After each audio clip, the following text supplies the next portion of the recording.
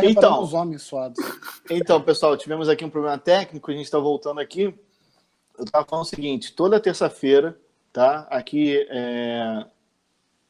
no Ministério Público Federal, no Rio de Janeiro, na Nilo Peçanha, tem em média mais 10 senhoras que se reúnem ali para fazer o seu protesto, Lula livre, essas coisas todas.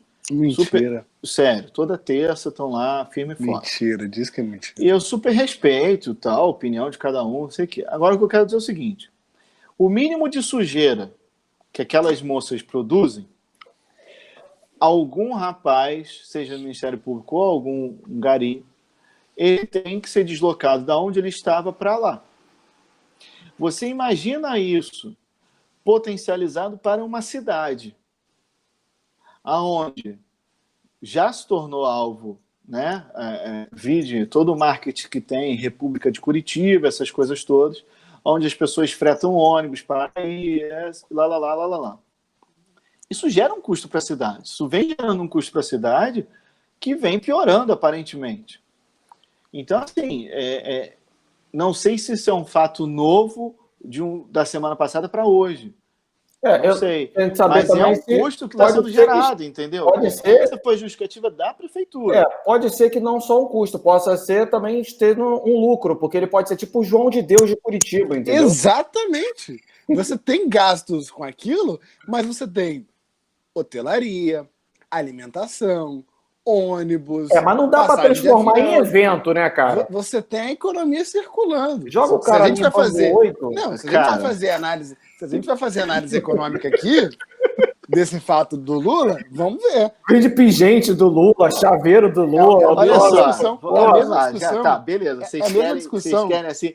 Vocês acham que o povo que pega aquele ônibus que a galera do MST pega, ou essa galera que vai lá protestar pega, que come pão com mortadela, vou te falar gerando uma coisa. lucro para a rede hotelaria? Vou te falar uma coisa. Você conhece a doutora Eufrásia Souza? Não. Da Defensoria Pública? Não. Muito conhecida. Não conheço, não, sério mesmo. Ela atua muito na defesa dos direitos da criança, defensora pública aqui no Rio de Janeiro, atua muito no caso da defesa dos direitos das crianças, muito criticada por isso, muito difamada por isso, já deu algumas entrevistas. Qual o nome? Eufrásia. Já deu muita declaração no jornal No Bom Dia Rio, chamando menores infratores de meus meninos. Enfim. Curiosamente, ela é minha prima. Ela vai lá, sempre que está de férias ou no final de semana. Ela vai. Em Curitiba? Em Curitiba, defensora pública. E não vai sozinha, não. Vai com uma galera da defensoria, de outros advogados, etc. Não estamos falando de uma minoria de MST, de sem terra, que recebe R$50 para ficar lá fazendo balbúrdia na frente da Polícia Federal. Como você falou que era defensora, não dá para fazer um estereótipo. Mas falando do cargo, não, olha só, beleza. Considerando que ela é defensora, funcionária pública, e defensora, com certeza ela deve ter o quê? Os seus 30, 60 dias de férias, eu até acho que ela vai lá com uma certa frequência. Aí eu concordo que ela dê lucro. Agora, pessoas normais que vão para lá, que acampam, que ficam lá acendendo rojão, essas pessoas não dão lucro para a rede de hotelaria. Não, cara, eu vou te falar, é porque eu não consigo visualizar isso. De verdade, eu tenho sendo crítico, agora não consigo. É que eu tenho contato com pessoas que realmente fizeram e fazem do Lula o grande herói do Brasil. A minha não, mas meu ponto não é esse. Meu ponto é o seguinte, cara, a balbúrdia que a galera cria, eu acho que não justifica, entendeu? Não tem lucro na rede hoteleira. Só que justifique. Vamos lá. É que nem você falar que a torcida da Argentina, quando veio para a Copa, criou lucro para a rede hoteleira. Não criou. A galera ficou na Praça 11 acampada. Tirando esse ponto, que a gente nunca vai saber, eu sinto, de uma forma geral, que você tem um mix desse argumento técnico que você me falou, poxa, estamos gastando muito aqui. Me admira muito a Prefeitura de Curitiba estar preocupada com gestão de gastos públicos. Me admira. Não, parece mas que, ainda que estivesse. Me parece que Curitiba parece ter uma gestão bacana. Ainda que foi cidade modelo. Os caras, eu escuto muito falar de transtorno. Eu Os escuto caras não falar sabem de, o que é gestão. eu escuto Os falar caras de não sabem o que é transtorno, gestão. não de dinheiro. Eu escuto falar que existe um transtorno em Existe volta um da sede da Polícia Federal. tudo isso eu entendo. E aí você pega, o transtorno justifica? Transtorno por si só. Para mim, Aí você pega, você tem a figura do Lula, que, veja, eu não sou um defensor do Lula. Eu tô me colocando no meio aqui, porque eu não tenho o ódio mortal, assim como eu não tenho do Cabral, porque para mim não me surpreende não nenhum dos esquece do dois. pezão, hein? Para mim são todos do mesmo, independentemente da ideologia. Não estou me colocando na função aqui O pezão tá no de beta, viés, tadinho. Se viés você colocar no ideológico. mesmo saco, eles têm que estar no mesmo lugar, hein? Olha o que você Exatamente, vai falar, hein? é isso aí que eu falo. Exatamente, é isso que eu ia falar agora. Para mim, Então tem que estar todo a mundo junto. função do governador, a atividade do governador, não é compatível com uma unidade prisional qualquer. Presidente da Não Câmara. acho que seja. Não Presidente da acho que Câmara. Mas seja. olha só, vamos lá. Não, deixa eu te interromper. Considerando a recente notícia que PCC e PT tiveram trocando mensagens, figurinhas. Logo, bandidos são. Diálogo cabuloso. Diálogo cabuloso. Cara, só. Não tem que se falar, não tem que estar no mesmo lugar? Só isso. Eu vou ser sincero. Eu vou dar duas opiniões. Uma opinião técnica e uma opinião pessoal. Só pela palavra, o PT tinha um diálogo cabuloso com nós, fecha aspas, só isso já invalida qualquer coisa. E eu faço minha as palavras do delegado em Tropa de Elite 2. Isso não é diálogo de vagabundo. Isso não é linguajar de vagabundo. Não adianta. Para mim, isso é... meu irmão, fala aí que vocês tinham alguma coisa com ele. O que eu falo? Fala qualquer coisa. Aí ele foi e botou isso. Me parece, minha opinião pessoal. Faço agora as minhas palavras mesmas da Janaína. Tem que liberar tudo. Não adianta liberar esse trecho. Não adianta fazer a crítica que a direita está fazendo em relação ao vazamento dessas escutas do Moro agora, é a mesma crítica que tem que se fazer. Não pode ter dois pesos, duas medidas. Não podemos estabelecer dois paralelos aqui. Libera tudo.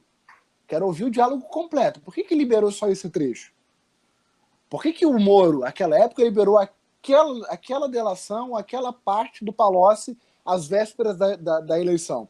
É isso que eu falo em relação ao Lula e ao PT.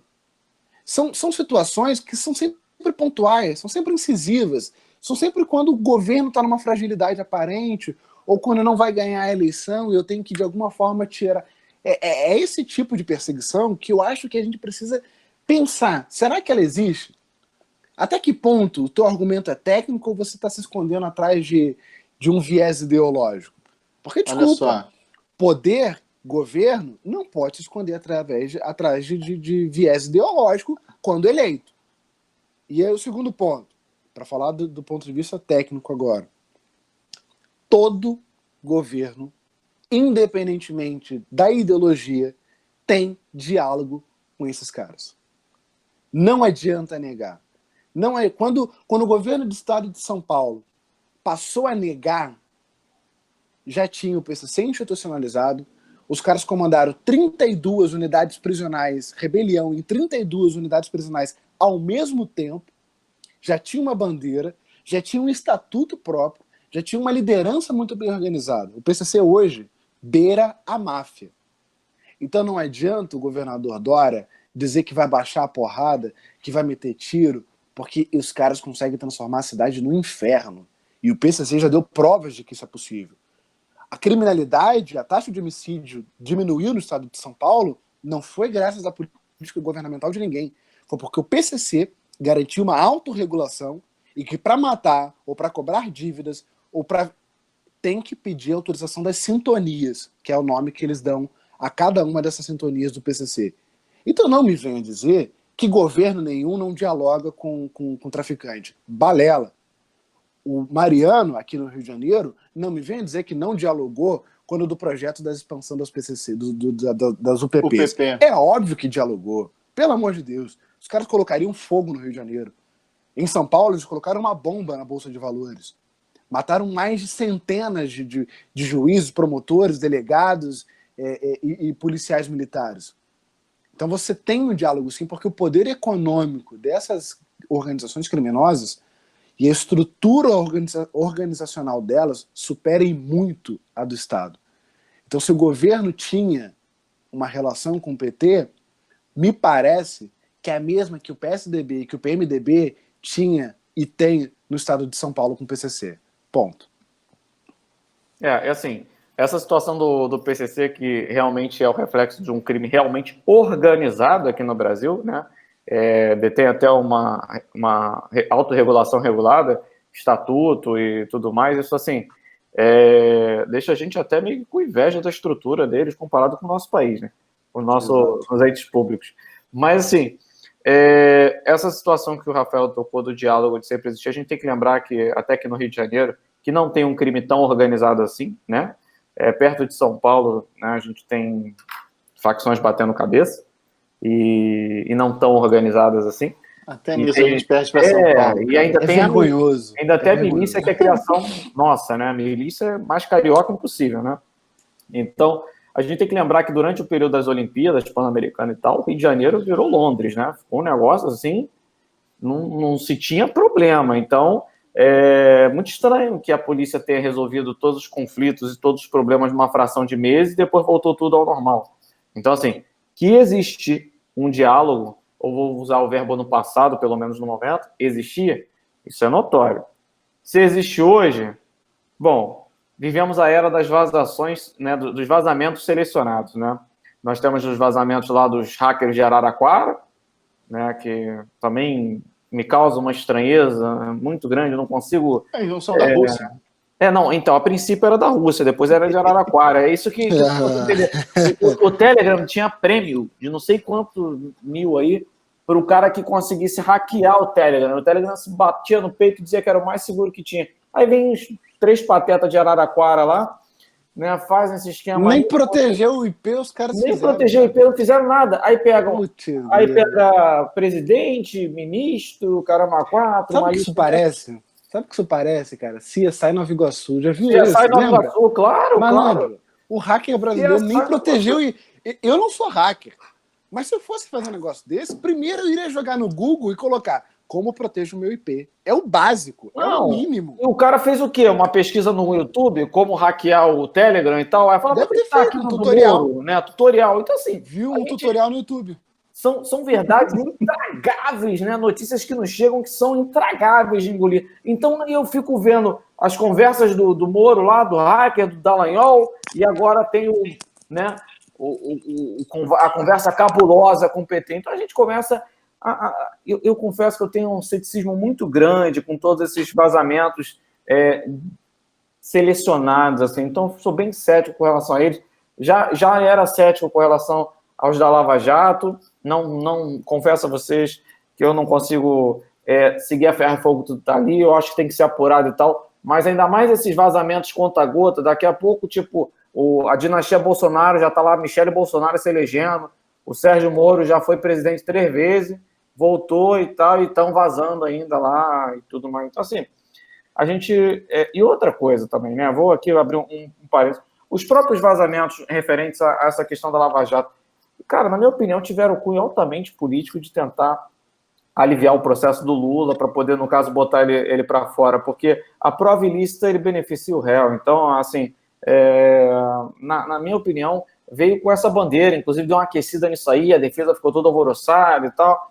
Então, assim, eu não consigo levar muita fé tudo que é dito com relação a esses vazamentos aí, não. Eu sou muito cético. Eu acho que uma coisa ou outra a gente pode, né, pegar, mas, pô, como é que eu vou ter certeza de que o cara não editou aquela conversa? Moro tem que chegar e aí ficam aquelas histórias, tem que liberar tudo. Então eu vou estar chancelando, todo mundo que hackear qualquer um, bota todos os dados públicos para todo mundo. Também não consigo concordar com isso, entendeu? Só um parêntese, 2 parênteses aqui, antes que eu esqueça. Não acho que o governo tenha que dialogar com o traficante. Acho que o problema é muito mais crônico. Eu acho que quando a história nos mostra que quando o governo tentou dar porrada, tentou tratar a ferro e fogo, a coisa degringolou. E acho que o governo precisa de inteligência para saber lidar com o crime organizado no Brasil. E quando eu digo inteligência, não é apenas inteligência inteligência técnica. Você tem que ter escuta telefônica, você tem que ter uma preparação dos agentes federais envolvidos nessas investigações, você tem que pegar os agentes que estão envolvidos em conjunto com os traficantes. Bota Em o corre para suma, trabalhar. contrato pessoal de Araraquara Araraquara. para fazer a inteligência do governo. Deveria. O pessoal de Araraquara está muito à frente, consegue Não, e aí vou levantar uma polêmica aqui. Vou levantar uma polêmica. Manuela Dávila, a pessoa que teoricamente é o pivô aí do hacker com o jornalista. Ela tem ciência, chega esse conteúdo para ela. O cara chega e fala aqui, ó, toma uma amostra grátis aqui, aí manda um áudio lá. Ela tendo ciência dessa atividade. Não vou entrar no mérito das mensagens, hein, por favor. Não estou entrando no mérito do conteúdo, da importância disso, necessidade de investigação. Estou dizendo, Manuela Dávila toma conhecimento desse fato criminoso. É outro fato, vamos esquecer o conteúdo. E aí ela faz a posição dela de chegar e falar, não, pera aí que eu vou te passar aqui o contato para o cara. E aí passa o contato do jornalista. E aí eu tenho outra pergunta ainda, porque eu sou um cara que eu tenho muitas dúvidas. Se o cara conseguir entrar no celular das pessoas para pegar o número das pessoas, como ele fez com várias, por que ele não pegou o número do jornalista direto e teve que fazer o contato com a Manuela Dávila? Eu fiquei com essa curiosidade, entendeu? Já teria, né? Ele não precisaria pedir. Ele não precisava pedir, né? Ele chegava e pegava na agenda, pegou o contato de um monte de gente assim. Mas esse Jorge levantando inferências quanto à conduta Não, ilibada. Eu só estou levantando porque eu fiquei muito na dúvida. Eu fiquei muito na dúvida nessa questão da... E o que ela deveria fazer? Ela deveria reportar o ato criminoso ou ela foi... Porque ela se botou como jornalista, né? Eu não entendi. Quer dizer que agora, quando eu tomo ciência de um fato criminoso que eu deveria agir, é só dizer que eu sou jornalista? Eu vou te falar. O jornalista agora não precisa mais de diploma, não é essa? Não precisa, eu sou jornalista. Eu também sou. Sou jornalista. Vou lembrar os meus velhos tempos aqui de direito penal. Inexigibilidade de conduta diversa. Alguém de esquerda reportar para a polícia algo que iria incriminar a direita é uma inexigibilidade de conduta diversa. Não é antijurídico. Acabou. Entendi. Eu só fico muito na dúvida que o hacker desaprendeu de pegar o contato da agenda justamente no dela. Foi lá e pegou. Senhores, preciso encerrar o bloco. Bem, vamos encerrar o terceiro... Oi? Esse diálogo cabuloso. Cabuloso. O bloco cabuloso. Vou encerrar o bloco aqui e voltamos para a indicação dos livros. Até já, um abraço.